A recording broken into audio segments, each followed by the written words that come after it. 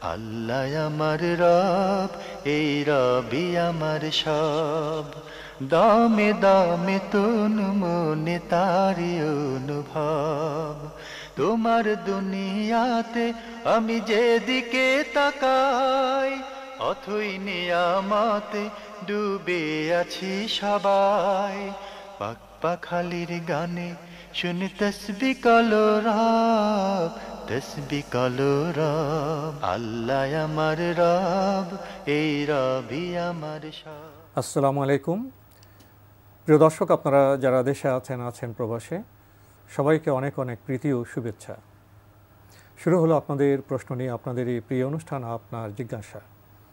আপনাদের সাথে আছি আমি জয়নুল আবেদিন আজাদ। আজকেও আপনাদের প্রশ্নের জিজ্ঞাসার জবাব দিচ্ছেন বিশিষ্ট আলেম ডক্টর আবু বকর মোহাম্মদ জাকারিয়া। আসসালামু আলাইকুম রহমতুল্লাহ বারকাতুহু।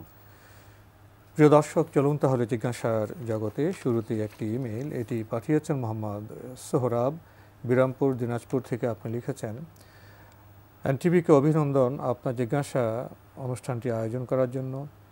আমি এই অনুষ্ঠানে একজন নিয়মিত দর্শক। আমি আমার পরিচিতদের এই অনুষ্ঠান দেখতে উৎসাহিত করে থাকি। এটা আমার প্রথম চিঠি। আপনার প্রথম চিঠিকে আমরা স্বাগত জানাই এবং আমাদের অনুষ্ঠানের ব্যাপারে আপনার যে আগ্রহ, সেজন্য আপনাকে ধন্যবাদ জানাই।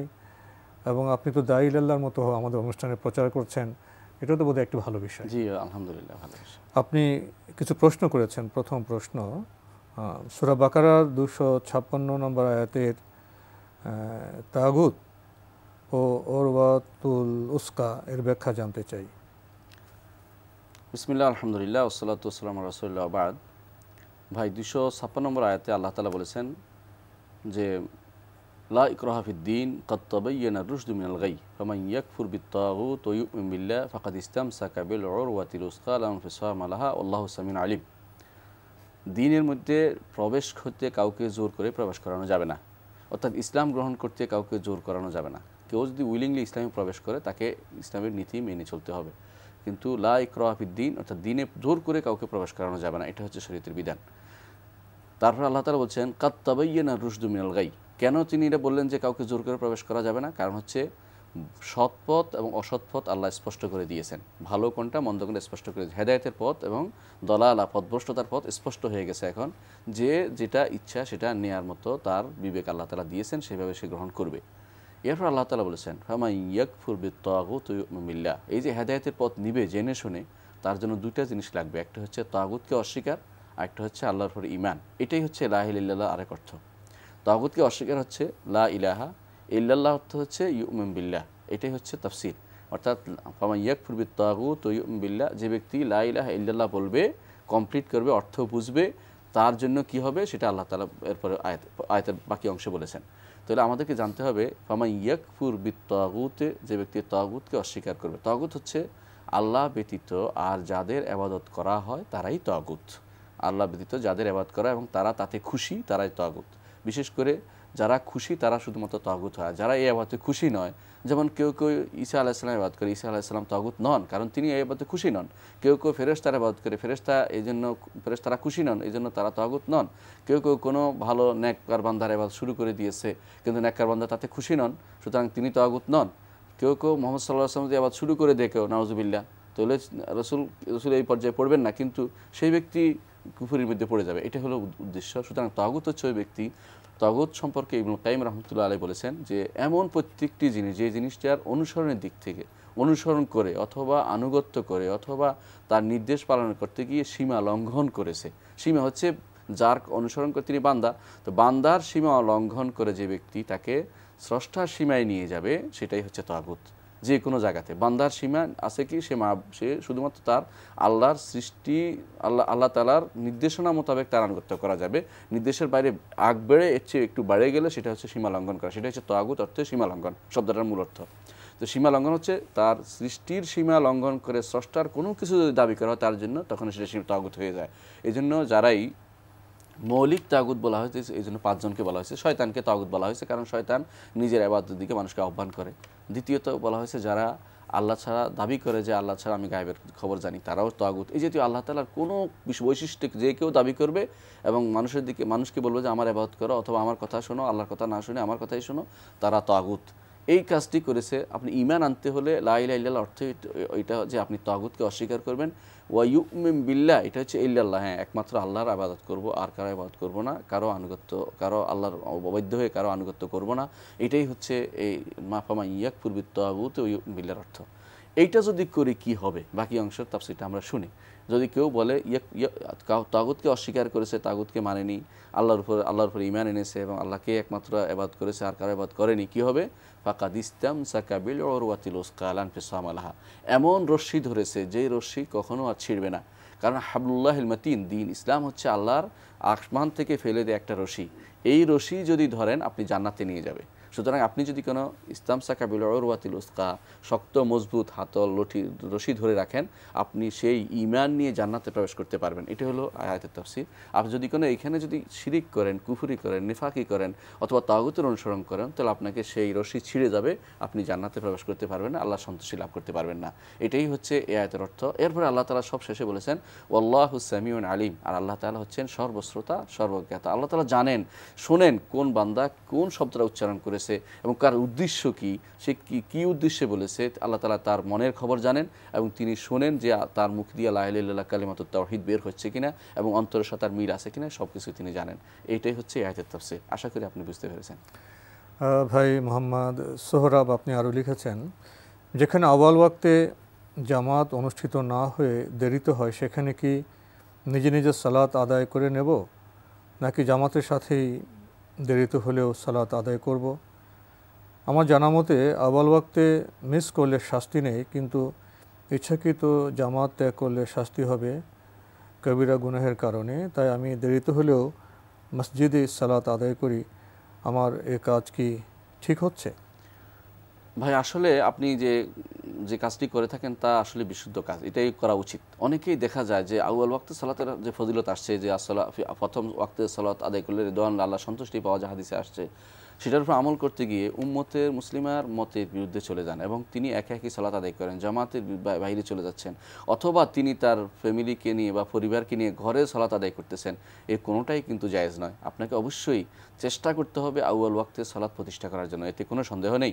কিন্তু কোনো কারণে যদি সেখানে কোনো মাযহাবী দ্বন্দ্বের কারণে বা কোনো ব্যক্তি ইমামের গোড়ামির কারণে তিনি যদি আউয়াল ওয়াক্তে সালাত আদায় না করে, আপনাকে সেখানে গোড়ামি করে নিজে আউয়াল ওয়াক্তে পড়ে চলে যেতে হবে একাকী, অথবা পরিবার নিয়ে ঘরে পড়বেন, কোনোটাই কিন্তু জায়েজ নয়। বিচ্ছিন্নতা শরীয়ত অনুমোদন করে না। একটি মুস্তাহাব আমলের জন্য আপনি একটা ওয়াজিব আমল ত্যাগ করতেছেন, যেটা অবশ্যই করণীয়, সেটা হচ্ছে জামাতে সালাত আদায়। এবং মুসলিম উম্মার ঐক্যকে নষ্ট করার পদ্ধতি আপনি আবিষ্কার করেছেন, এটা কখনো জায়েজ নেই। আপনার উচিত হবে মুসলিম উম্মার ঐক্য রক্ষা করা, সেখানে বোঝানো, বছরের পর বছর ধরে বুঝাবেন, কোনো সমস্যা নেই।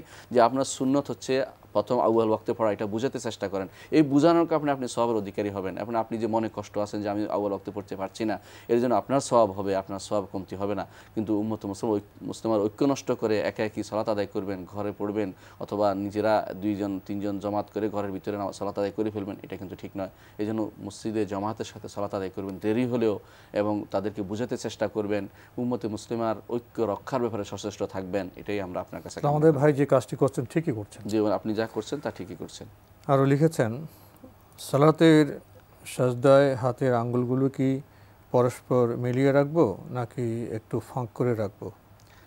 সালাতের মধ্যে আপনার আঙ্গুলগুলো অবশ্যই মিলিয়ে রাখবেন। হাদিসে মিলিয়ে রাখার কথা, সেজদায় মিলিয়ে রাখার কথা আসছে, অর্থাৎ ক্যাবলামুখী, আঙ্গুলের মাথাগুলি ক্যাবলামুখী হবে। এগুলি বাঁকা নয়, সোজা নয়। অনেকেই বিভিন্ন রকম ফাঁক করে রাখার দরকার নেই। আপনি যেভাবে স্বাভাবিকভাবে রাখবেন যেন ক্যাবলামুখী হয়। এখানে একবারে মিলিয়ে জোর করে মিলাতে হবে এরকম স্বাভাবিক অবস্থা রাখবেন। কিন্তু ক্যাবলামুখী হলে অটোমেটিকলি যে ক্যাবলামুখী হলে এটা মিলেই থাকবে, বেশি দূরে থাকবে না। কিন্তু আপনি যদি কোনো এইভাবে রাখেন হবে না, ফাঁক করে দুদিক থেকে, কিন্তু অন্যদিকে হয়ে গেল। আবার যদি কোনো এটা মিলাতে যাই আপনার কষ্ট হয় যে এখানে মিলিয়ে রাখতে হবে, এক মিলিয়ে ফেলে, এরকম কষ্ট করার দরকার নেই। ইসলাম দিনুল ফিতরা, স্বাভাবিক দিন, এখানে অস্বাভাবিক কিছু নেই, স্বভাবসম্মতভাবে স্বাভাবিকভাবে যা হবে তাই। এবং কিন্তু বলা হয়েছে ক্যাবলামুখী রাখতেন, মিলিয়ে রাখতেন। হ্যাঁ, মিলানোর অর্থ পাশাপাশি রাখলে মিল হয়ে যাবে, জোর করে চাপার দরকার নেই। জি,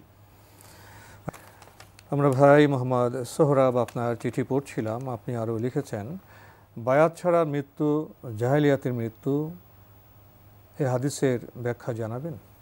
আসলে বায়াত ছাড়া মৃত্যু জাহেলিয়াতের মৃত্যু, এ কথাটার কিছু প্রেক্ষাপট আছে।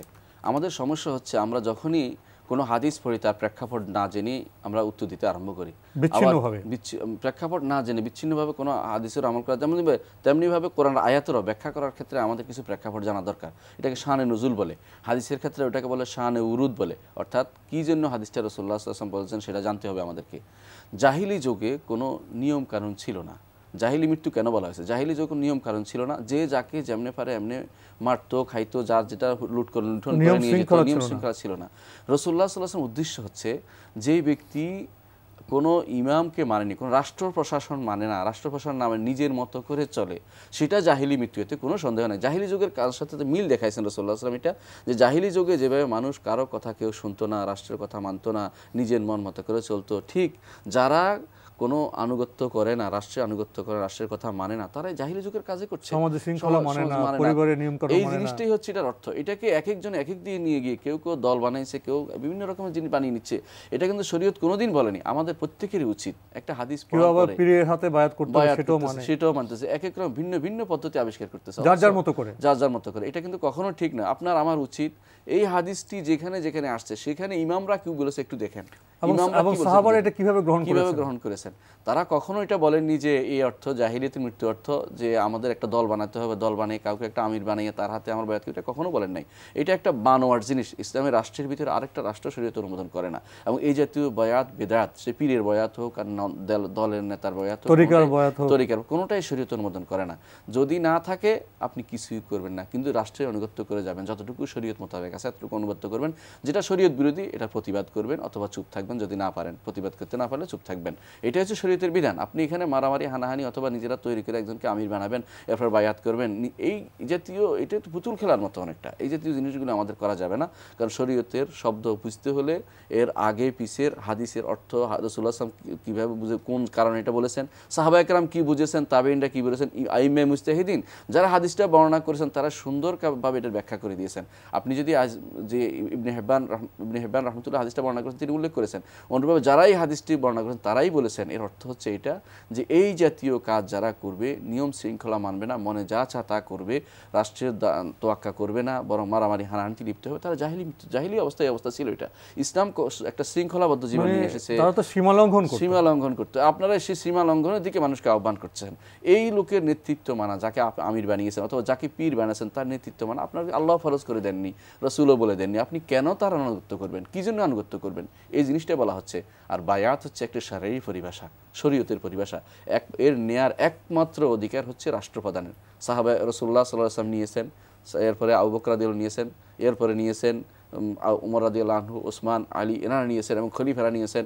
এর বাইরে কোনো ব্যক্তি, কোনো আলেম কোনো বায়াত নেওয়ার অধিকার রাখে না, কারণ এই বায়াতের হুকুম তার না। বায়াত বেচা কিনা, জান বেচা কিনার অধিকার একমাত্র রাষ্ট্রপ্রধান নিতে পারে। কখন? দিনের স্বার্থে, যে দিন রক্ষার জন্য, যদি দিন রক্ষার জন্য তিনি না করেন তো বায়াত করবেন না। আর যদি তিনি নিজের ইসলামী রাষ্ট্রের উদাহরণ থেকে এগুলো আসছে, সেখান থেকে আসছে। আপনি এটাকে যে কোনো ব্যক্তির জন্য নিয়ে নিতে পারেন না। হ্যাঁ, আপনি তার আনুগত্য করবেন, যতটুকু আল্লাহর দিন তারা মেনে চলে ততটুকু মেনে চলবেন। যখন আল্লাহর দিন তারা মানবে না, ফালা সামা ওয়ালা তাআ, তার আনুগত্য নেই, কোনো শোনা যাবে না, কিন্তু তার বিরুদ্ধে বের হইতে হবে এরকম নয়, বরং আপনাকে যতটুকু শরীয়ত মোতাবেক তিনি বলবেন ততটুকু মেনে নেবেন। যেটা শরীয়ত বিরোধী করেছেন সেটা মানবেন না, সেটার প্রতিবাদ করবেন, অথবা সেটা প্রতিবাদ করার ক্ষমতা না থাকলে চুপ অন্তর দিয়ে ঘৃণা করবেন। এটা হচ্ছে শরীয়তের বিধান। ভাই, আপনি আরও লিখেছেন, অস্তমিত হবার পর সূর্য আরশের নিচে আল্লাহকে সেজদা দিতে যায়, এরকম একটি হাদিস পড়লাম, হাদিসটির ব্যাখ্যা জানাবেন? জি ভাই, হাদিসটি সহিহ বুখারীতে বর্ণিত হয়েছে, হাদিসটি বিশুদ্ধ, এতে কোনো সন্দেহ নেই। আসলে আমাদের সমস্যা হচ্ছে অনেক সময় আমরা জানি না যে কোন সময় এই কাজটা হয়। এমন সময় হাদিসটা না বুঝে আমরা কিন্তু সন্দেহ প্রকাশ করি। ভাই, সন্দেহ করবেন না, আরশের সমস্ত কিছুই আরশের নিচে আছে। তো এই সূর্য ঘুরছে এবং সব জায়গায় অস্তমিত হচ্ছে, এর অর্থ হচ্ছে সবসময় সূর্য, শামসু ওয়াল কামার ইয়াসজুদান, আল্লাহ বলেছেন চাঁদ এবং সূর্য সবাই সিজদারতই আছে, সিজদার মধ্যেই আছে, নিয়ম মেনে চলছে। এই সিজদা তার চলছে। আপনার এখান থেকে যে সে যে ডুবে যাচ্ছে, এর অর্থ হচ্ছে সে আল্লাহর নির্দেশনা মেনে নিয়ে সে সিজদারত অবস্থায় যাচ্ছে। এরপরে যেখানে ডুবছে সেখানেও সিজদারত অবস্থা আছে। চাঁদ অর্থ এই নয় যে সূর্য একবারে সেই আল্লাহ আরশে সিদ্ধাতুল মুনতাহা পেরিয়ে যাবে, এটা নয়। এখানে একটি যার অবস্থান থেকে সে অবস্থান থেকে আরশের নিচে সিজদা করতেছে, কারণ সবকিছু আরশের নিচে।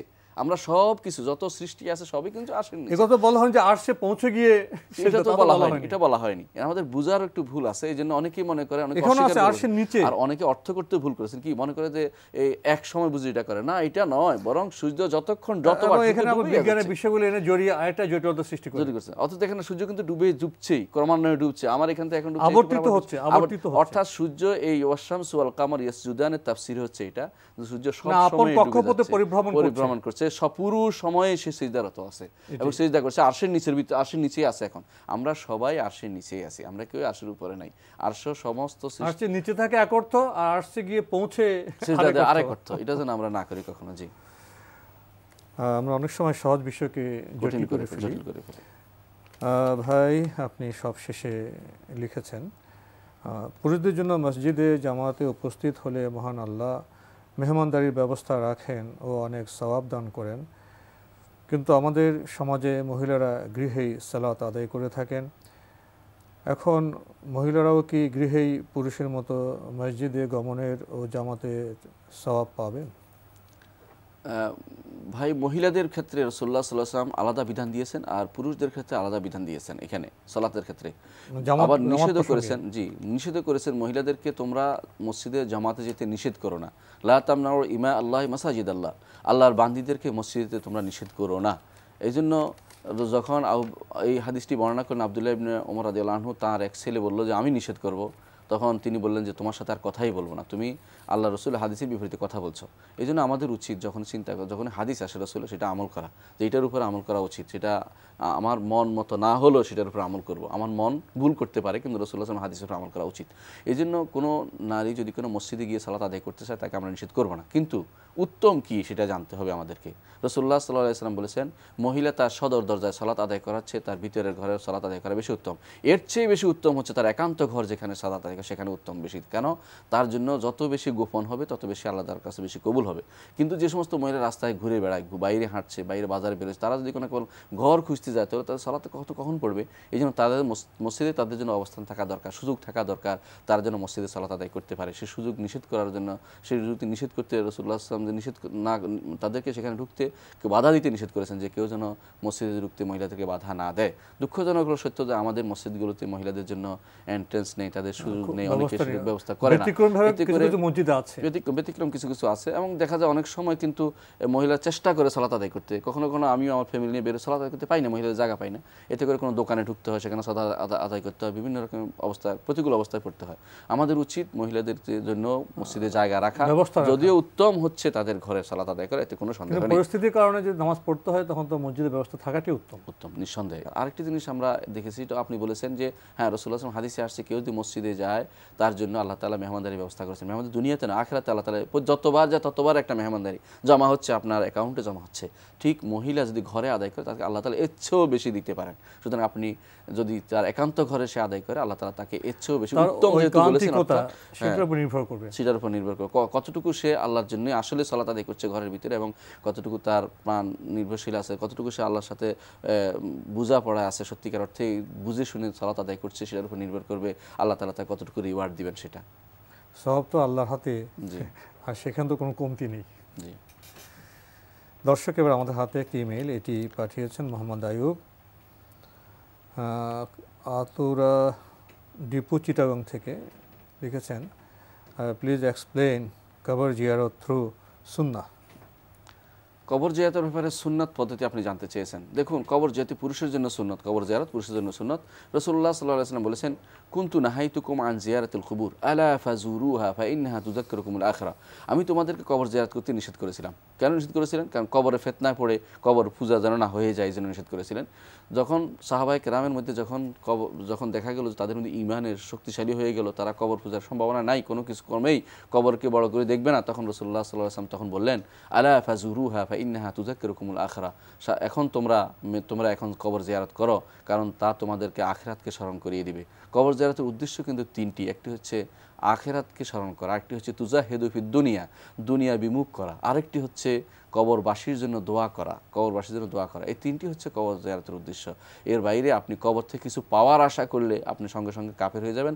আপনার বিগত জীবনে যত আমল সালাত যত কিছু করেছেন সব আপনার নষ্ট হয়ে যাবে, আপনি মুশরিক হিসেবে চলে যাবেন, আপনার কোনো রকমের আপনার জীবনের কোনো উদ্দেশ্য সম্পূর্ণ আপনার বিফল হয়ে যাবে। এই জন্য কবর থেকে কিছু পাওয়ার আশা করা যাবে না। কবরওয়ালা নিজেই বিপদে আছে, সে সেখান থেকে বের হতে পারছে না, সে আপনার কি সহযোগিতা করবে? কেউ যদি সেখান থেকে সহযোগিতা চায় তার ঈমান চলে যাবে। এই জন্য কবরওয়ালার কাছে তিনটি কারণে আপনি কবর জিয়ারত করবেন। একটি হচ্ছে আখিরাতমুখী হওয়ার জন্য, দুনিয়া বিমুখ হওয়ার জন্য এবং কবরবাসীর জন্য দোয়া করার জন্য। আরেকটি অতিরিক্ত বলা হয়ে থাকে রাসূলুল্লাহ সাল্লাল্লাহু আলাইহি ওয়াসাল্লাম সুন্নত প্রতিপালনের জন্য, যে রাসূল কবর জিয়ারত করতে বলেছেন। আসলে এই কবর জিয়ারত করলে আপনার মনে হবে যে আমি যে কোনো সময় এই মানুষ যেভাবে চলে গেছে আমাকেও এভাবে আল্লাহর দুনিয়া থেকে চলে যেতে হবে, সুতরাং আমার আগে থেকে প্রস্তুত নেই। এটাই হচ্ছে মূলত মৌলিক উদ্দেশ্য। কবর জিয়ারতের সুন্নত তরিকা হচ্ছে আপনি সেখানে যাবেন, প্রথমে আপনি আসসালামু আলাইকুম ইয়া দারা কওমি মুমিনিন ওয়া ইন্না ইনশাআল্লাহু বিকুম লাহিকুন ইয়ারহামুল্লাহুল মুস্তাকদিমিন মিন্না ওয়াল মুস্তাখিরিন, এই দোয়াটি পড়বেন। অর্থাৎ অর্থ হচ্ছে যে ঈমানদারদের আসল ঘর এই কবর, এখানে যে তোমরা যারা আছো তোমাদের সালাম বর্ষিত হোক, যে আমরাও আসছি অচিরেই তোমাদের সাথে মিলিত হব, আমাদের আগের এবং পরে সবাইকে তুমি দয়া করো। এটা হচ্ছে কবর দেওয়ার সুন্নত মোতাবেক। এখন এখানে কোনো দোয়া নেই, আর কোনো দোয়া নেই, আপনি সেখান থেকে ফিরে আসবেন, এটুকু পর্যন্ত সুন্নত। এখানে আর কিছুই নেই, পাওয়ারও আশা নেই, তাখানে দোয়া করবেন না, হাত তুলে দোয়ার কোনো দরকার নেই। একেবারে শেষে চলে এসেছি, এখানে আমাদের আজকে শেষ করতে হচ্ছে। আপনাকে অনেক ধন্যবাদ। জাযাকাল্লাহু খায়রান। প্রিয় দর্শক, আমাদের আজকের শেষ প্রশ্নটি ছিল কবর জিয়ারত প্রসঙ্গে। জীবনের শুরু আছে, শেষ আছে, গন্তব্য তো কবরে। সুখে থাকি, দুঃখে থাকি, সম্পদে থাকি, দারিদ্র্যে থাকি, কবরে যেতেই হবে। কিন্তু কবরের সম্বল কি আমাদের আছে? সে ব্যাপারে কি আমাদের সচেতন থাকতে হবে না?